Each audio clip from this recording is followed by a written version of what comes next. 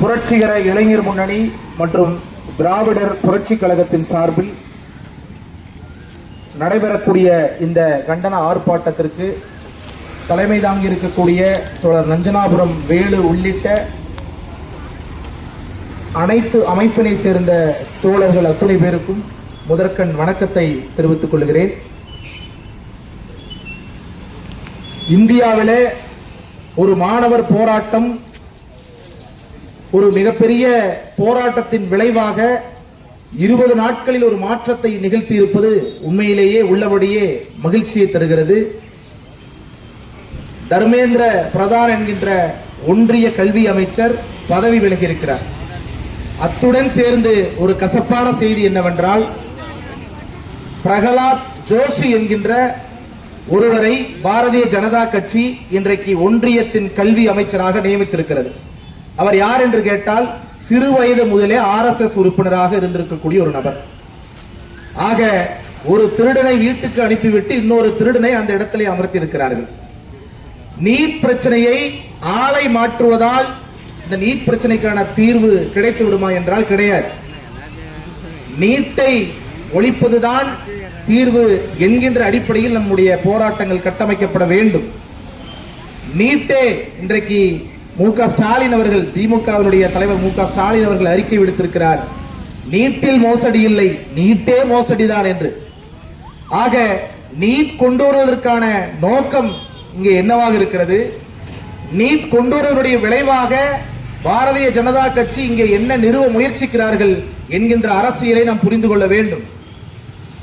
இங்கே பிற்படுத்தப்பட்ட, மிகவும் பிற்படுத்தப்பட்ட, ஒடுக்கப்பட்ட மக்கள் எக்காரணத்தை கொண்டும் மருத்துவ உலகில் நுழையக்கூடாது என்பதுதான் அவருடைய திட்டம்.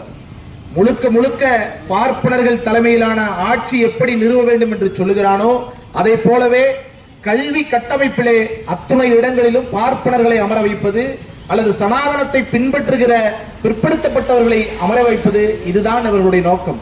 அதனால்தான் நான் திரும்ப திரும்ப பல மேடைகளிலே கூறியிருக்கிறேன், பாரதிய ஜனதா கட்சி அல்லது இந்த RSS நிறுவனம் சங்கல்ப் என்கின்ற ஒரு அமைப்பை வடநாட்டிலே டெல்லியை மையமாக கொண்டு நடத்தி வருகிறான். இந்த சங்கல்ப் என்கின்ற இந்த அமைப்புக்கு என்ன வேலை என்று தெரியுமா? இங்கே நிறைய UPSC பயிற்சி மையங்கள், TNPSC பயிற்சி மையங்கள்ல நீங்க நிறைய பார்த்திருப்பீங்க. அந்த மாதிரி இந்த சங்கல்ப் ஒரு UPSC அல்லது இந்த TNPSC பயிற்சி மையம் மாதிரி ஒரு பயிற்சி மையம் நீங்க புரிஞ்சுக்கணும். இந்த பயிற்சி மையம், இந்த UPS பயிற்சி மையம் நடத்துகிற இந்த சங்கல்ப் நிறுவனத்துக்கு என்ன வேலைனா, நிறைய IAS IPS ஆபீசர்களை உருவாக்கி விடுவதுதான் இந்த சங்கல்ப் நிறுவனத்தினுடைய வேலை. IAS IPS அந்த ஆபீசர்களை உருவாக்கி இந்தியாவில் இருக்கக்கூடிய அத்துணை மாநிலங்களுக்கும், அத்துணை மாவட்ட நிர்வாகங்களுக்கும், மாநில நிர்வாகங்களுக்கும் அந்த ஆட்களை அனுப்பிவிடுவது. அப்படி அனுப்பிவிட்டு அவர்களை உயர்மட்ட பொறுப்பிலே அமர வைப்பது. உயர்மட்ட பொறுப்பிலே அமர வைத்ததற்கு பின்னால் தாங்கள் சொல்லக்கூடிய செயல்களை அவர்கள் மூலமாக நிறைவேற்றுவது, இதுதான் அவருடைய வேலை. இந்த சங்கல்ப் நிறுவனம் முழுக்க முழுக்க RSS கட்டுப்பாட்டிலே இயங்குகிறது. அவர்கள் வெறுமனே கல்வி சார்ந்த விஷயங்களை மட்டும் கற்றுக் கொடுப்பதில்லை, அவர்கள் மதவாத சிந்தனைகளையும் பிரிவினைவாத சிந்தனைகளையும் சேர்த்தே கற்றுக் கொடுக்கிறார்கள். அதனால்தான் இந்த IAS IPS ஆபீசர்கள் அங்கே பயிற்சி பெற்று IAS IPS ஆபீசர்களாக தேர்வு பெற்றவர்களுக்கு பாராட்டு விழா என்று நடத்துகிறார்கள். அந்த பாராட்டு விழாவிற்கு அமித்ஷா சீஃப் கெஸ்டா வந்து கலந்துக்கிறார். இப்படிதான் இன்னைக்கு நடந்துட்டு இருக்கு. ஆக நுட்பமாக அனைத்து அரசு அலுவலகங்களிலும், அனைத்து IAS IPS என்று சொல்லக்கூடிய அனைத்து மட்டங்களிலும் RSS ஊடுருவி இருக்கிறது. RSS ஊடுருவி இருப்பதனுடைய காரணமாக, அதன் விளைவாக சில மாநில அரசுகள் தெரிந்தே அனுமதிக்கிறார்கள், சில மாநில அரசுகள் தன்னியல்பாக தங்களுடைய மாநில அரசாங்கத்திற்கே தெரியாமல் அது இயல்பாக தன்னியல்பாக அது எல்லா இடங்களிலும் நடந்தேறி வருகிறது. அதனால்தான் பல இடங்களிலே இங்க இருக்கக்கூடிய உள்ளூர் அரசியல்வாதி ஒன்று சொல்லுவாரு, ஆனா மாவட்ட ஆட்சியர் ஒன்று சொன்னது இன்னொரு பக்கம் நடந்துகிட்டு இருக்கும். உள்ளூர் கட்சிக்காரர் ஒன்று சொல்லிட்டு இருப்பாரு, ஆனா SP ஒன்று சொன்னது தானாக இன்னொரு பக்கம் நடந்துகிட்டு இருக்கும். ஆக அதிகாரிகளுக்கு உள்ளாக இந்த RSS அதிகாரிகள் ஊடுருவியதனுடைய காரணமாக தொடர்ந்து அனைத்து நிர்வாகங்களும் சீர்குலைந்து இருப்பதை அல்லது பிரிவினைவாத தன்மையோடு தாங்கள் நினைத்ததை நடத்துவதற்கான தன்மையோடு இங்கே மாற்றி வைத்திருக்கிறார்கள். இப்படி பல இடங்களில் பல அரசு நிறுவனங்களில் RSS தன்னுடைய வேலைகளை காட்டிக் கொண்டிருக்கிறது. அதனுடைய ஒரு பகுதி தான் இந்த நீட். இந்த நீட் என்பது சனாதனத்தினுடைய இன்னொன்று மறுபிறவி என்று சொல்லலாம். அதாவது இன்றைக்கு என்ன, இந்த நீட்டினுடைய மிக முக்கியமான பிரச்சனையே ஒன்று, இது ஏற்றத்தாழ்வு மிக்கது. இது அனைவருக்குமானது கிடையாது, சமத்துவத்திற்கு எதிரானது. அனைத்து மாணவர்களும் இந்த மருத்துவம் என்கின்ற ஒரு விஷயத்தை யாரும் கனவு காண முடியாது. அது ஒரு குறிப்பிட்ட பிரிவினருக்கு, காசு உள்ளவனுக்கு அப்படின்னு ஆகிப்போச்சு. ஏன்னு கேட்டா முழுக்க முழுக்க அது CBSE சிலபஸை மையமாக கொண்டது. இங்கே அதிகபட்சமாக அரசு பள்ளியிலே படிக்கக்கூடிய மாணவர்கள் தமிழ்நாட்டில் இருந்து வருகிறார்கள். இன்னும் சொல்ல போனா மெட்ரிக்கில் இருந்து படிச்சவங்க வர்றாங்க. ஆனால் CBSE சிலபஸை மையமாக படிக்கிற ஒருவன் தான் இந்த நீட் தேர்வையே எழுத முடியும் என்று சொல்லிவிட்டால், யார் அந்த நீட் தேர்வு CBSE சிலபஸ்ல படிக்கிறது யாருன்னு நமக்கு தெரியாதா? மத்திய அரசினுடைய, ஒன்றிய அரசினுடைய கல்வி முறையை பின்பற்றுகிற, அவருடைய சிலபஸை பின்பற்றுகிறவர்கள் தான் நீட் தேர்வை எழுத முடியும், அதிலே பாஸ் பண்ண முடியும். அப்ப இப்படிப்பட்ட சூழல்ல இவர்கள் யாரை புறந்தள்ளுகிறார்கள், யார் இந்த நீட் தேர்வை எழுதி தேர்ச்சி பெறக்கூடாது என்று எண்ணுகிறார்கள் என்பதை நாம் பார்க்க வேண்டும்.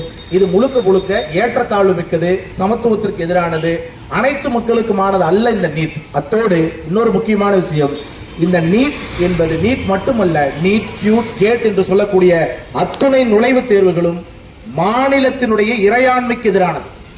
எந்த ஒரு மாநிலமும் சுயமாக கல்வி, அரசு அதிகாரம் உள்ளிட்ட அத்தனையும் சுயமாக முடிவெடுக்க வேண்டிய தன்மை இருப்பதுதான் இறையாண்மை சம்பந்தப்பட்டது. ஆனால் மாநிலத்தினுடைய இறையாண்மையை பறிக்கக்கூடிய செயல் இந்த நுழைவுத் தேர்வுகள். நுழைவுத் தேர்வை தேசிய தேர்வு முகமை என்று ஒன்று வைத்து, அந்த தேசிய தேர்வு முகமையின் கட்டுப்பாட்டிலே இந்த நீட் உள்ளிட்ட தேர்வுகளை உள்ளடக்கி அவற்றை முழுக்க முழுக்க இந்திய அரசியலமைப்பு சட்டத்திற்கு எதிராக நடைமுறைப்படுத்துவதுதான் இந்த நீட். அதைத்தான் கல்வியை மாநில பட்டியலுக்கு மாற்று என்று நாம் தொடர்ந்து கோரிக்கை வைத்துக் கொண்டிருக்கிறோம். இது மாநிலத்தினுடைய இறையாண்மையை சீர்குலைக்கக்கூடிய செயல் என்று நாம் தொடர்ந்து வலியுறுத்தி வருகிறோம். எனவே நீட் மட்டுமல்ல, நீட், கியூட் உள்ளிட்ட அத்துணை நுழைவுத் தேர்வுகளும் மோசடியானது. அத்துணை நுழைவுத் தேர்வுகளும் இந்த சமூக நீதிக்கு எதிரானது. அத்துணை நுழைவுத் தேர்வுகளும் மாநில இறையாண்மைக்கு எதிரானது என்பதை நாம் புரிந்து கொள்ள வேண்டும். இது வெறுமனே சமூக நீதிக்கு எதிரானது மட்டுமல்ல, சமூக நீதிக்கான உரிமை போராட்டம் மட்டுமல்ல, இது மாநிலத்திற்கான இறையாண்மை போராட்டம் என்பதை நாம் புரிந்து கொள்ள வேண்டும். அதனால்தான் இங்கே யார் அதிமுக, திமுக உள்ளிட்ட எத்தனை கட்சிகள் வந்தாலும் நீட்டுக்கு எதிராக எந்த அளவுக்கு வலுவாக போராடுகிறார்கள் என்பதை தாண்டி நீட் என்பது மோசடியானது, நீட் ஒழிக்கப்பட வேண்டும் என்ற கருத்திலே உறுதியாக இருந்தார்கள். ஒன்றிய அரசினுடைய அந்த திட்டங்களுக்கு எதிராக குறிப்பாக திமுக தன்னுடைய கடுமையான வலுவான எதிர்ப்பை தெரிவித்தது. ஆனால் இன்றைக்கு தாவேகா என்கின்ற ஒரு கட்சி இன்றைக்கு ஆட்சி அதிகாரத்தை பிடித்திருக்கிறார்கள். ஆனால் அவர்கள் கொடுக்கக்கூடிய அந்த அறிக்கையில் ஒன்றிய அரசை கண்டித்து, ஒன்றிய அரசு நடத்திய அந்த வன்முறையை கண்டித்து, அல்லது ஒன்றிய அரசை கண்டித்து என்கின்ற அந்த கண்டித்துங்கிற வார்த்தையே வரல. முழுக்க முழுக்க கெஞ்சுவதை போல அல்லது ஏதோ வலியுறுத்துவதை போல இப்படித்தான் இவர்களுடைய அறிக்கைகள் இன்றைக்கு உலா வருகின்றன. இது முழுக்க முழுக்க கண்டிக்கத்தக்கது. மாநில அரசினுடைய இறையாண்மையை பறிக்கிற எந்த செயலாக இருந்தாலும் தமிழ்நாட்டினுடைய முதலமைச்சர் அதை உடனடியாக கண்டிக்க வேண்டும்.